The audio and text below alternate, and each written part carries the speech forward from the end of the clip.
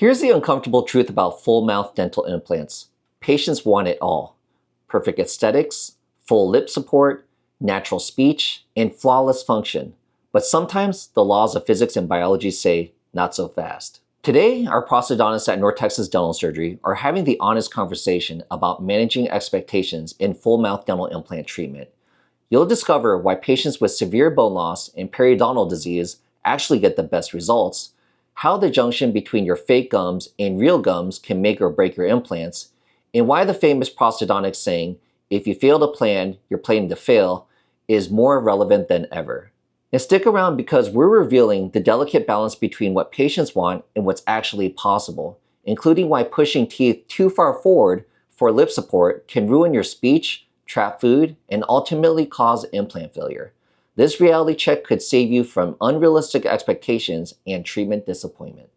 It's kind of surprising that, when you're talking about lip support, that especially our female patients, right? Because understanding that, this was like an ortho principle, like we learned in ortho back in dental school, that it's not only just like tipping movements. So if you're looking at me from the side, like how far my teeth are tipping out, but also like basically how bodily positioned they are, right?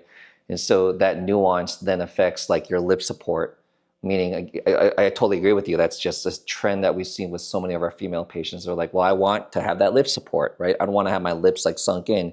And then also that aspect, it goes back to like also if you sink in the teeth, well, then the lips go back and then it accentuates the wrinkles. And then also not only that, but then what impact does that tooth positioning to give that lip support then affect their speech, their phonetics? And I'm like, oh my God, this is a damn nightmare. It goes back again to that Rubik's Cube. And I find that just prosthodontists are just the experts at being able to get that patient to that final standpoint, like of what they're looking for, because they want it all, right? They're investing a lot of money because they're looking for that solution. They had a terminal dentition, but they want to have it all. And sometimes it's pretty difficult. And could you guys talk a little bit more about this? Because we're not talking about putting people on All-on-4 who have been, having all their teeth in a very ideal position. We're talking about patients who may have had teeth who had periodontal disease, where the teeth badly moved out of position, decreased VDO, all these things that we're talking about.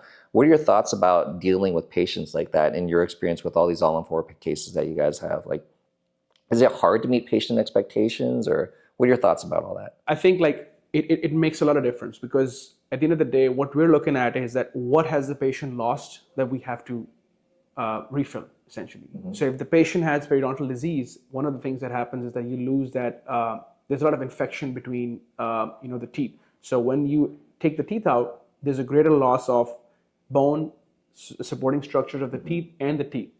So that allows for more of a situation where we have to put a lot of bulk to restore that fullness, right? You got to restore that volume with something. Exactly. And it's the prosthesis. Yeah. Or otherwise, the patient loses a lot of that lip support and fullness. So we see that especially with our treatments, like patients who actually benefit the most are in fact those patients, because they've actually lost so much, and they're one of those patients which are most happiest as well. Right. Because what they're coming from is mobile teeth that are out of position, and they're showing a lot of that. Right. So I think when you employ like the treatment that we do for these patients, it benefits them a lot. So I think their expectations is fairly easy to meet. Mm-hmm. I think it's more so when the smile line is really high. Mm-hmm. That's when it gets a little tricky, because some patients really smile with their cheeks, and some people they smile with their lower lip. So it's kind of hard to assess if you haven't really done your homework at day one, which is when we take all the information into account. Anything to add on to that? Junction between the prosthetic gum and the patient gum, that's the most important factor for long-term survival of the prosthesis and of the implants. I think the main, I don't say mistake or error, just like people, dentists don't know how to design an all-on-4 prosthesis, that they don't know how important it's to the design of the junction between the prosthetic gum and the real gum. So that plays into a role that depending on where we're gonna set, sometimes we cannot place the teeth like where the patient wants for lip support, because then that's gonna be so bulky that we cannot give like a good shape to that transition from the patient's gum to the fake prosthetic gum. So that's gonna have like foot trapping or plaque trapping bacteria. What happens down the road? Implant failure. And then the patients come, this 5 years ago, the implants failed. And unfortunately, maybe the implants were placed perfectly, but if the prosthesis is done poorly, then all is garbage. Right. So what you guys are basically saying is that everybody's coming in at a different point. They have different skeletal relationships. They have different situations as to why they're losing their teeth. They got periodontal disease, or they have extensive decay, or they're missing some teeth. People are looking for different things aesthetically. People are looking for different, I mean, they also have like different like musculature in regards to like how big they smile, right? So many different factors coming into the equation, and then they look for this certain result. And so also another thing that we have to tell patients is like, listen, what is a win for you in the end, right?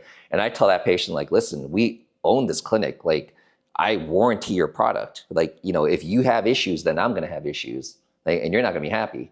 So I have to tell that patient is like, you have to just trust us. We, you know, coming from my perspective, I'm going to place that implant in the heart of your bone to make sure that you have enough buccal bone thickness, not obviously too lingual, right? I want to ensure that you have long-term survival of that implant. I want to make sure that you have good, adequate soft tissue, gums around that multi-unit abutment. And then also when you guys are dealing with the prosthesis is like, yes, you want to give that patient everything that they want. And that's why I love All-on-4. FP3 has way more flexibility to do that versus FP1. But there also needs to be like a little bit of reality in regards to kind of like expectations of what we can deliver for patients, right? So that's a lot of what happens at the initial exam, right? So, you know, at the consultation, we talk to any patient, we see the current condition of their teeth, and we say, all right, you know, like I agree that this dentition may be terminal, or if it isn't, we have these different options. Here are the pros and cons of each solution. What are you really looking for? And then maybe if this is the match, again, you guys do everything, right? So if you did some crowns and we did some individual implants, we could give them that solution. But again, if they do head to an all-on-4 solution, our prosthodontists, again, can extensively look at every little detail with a full, thorough examination where you guys are evaluating everything and, you know, give them a true, honest picture of regards to like, you know, our ability to meet those expectations. Am I missing anything there? Yeah, I think you just you're spot on there. I think it's just managing expectations and really being able to deliver on them. Because sometimes what happens is you just go into without planning.